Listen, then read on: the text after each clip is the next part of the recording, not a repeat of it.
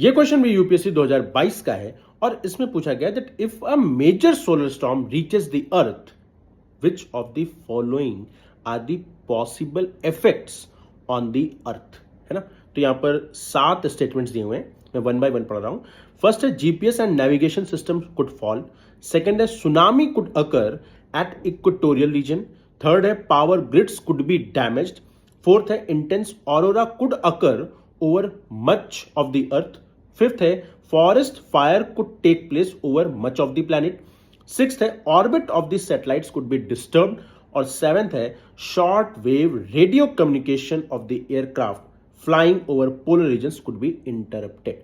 ठीक है, अब देखिए यहां पर 7 स्टेटमेंट्स दिए हुए हैं और हो सकता है कि सोलर स्टॉर्म का सातों पर क्या प्रभाव पड़ेगा आपको ना पता हो सकता है ऐसा ना हो, लेकिन यहां पर अगर आप इंटेलिजेंसी दिखाएंगे तो आपको यहां पर कौन सा नहीं हो सकता है ये आप जरूर जान सकते हैं, और वो है स्टेटमेंट नंबर 2, क्योंकि वो कह रहा है that tsunami could occur at equatorial reason. पहली बात तो ये है कि सुनामी केवल इक्वेटोरियल रीजन पर नहीं आती है, और दूसरी बात ये है सुनामी आती है ओशंस में अर्थक्वेक के कारण।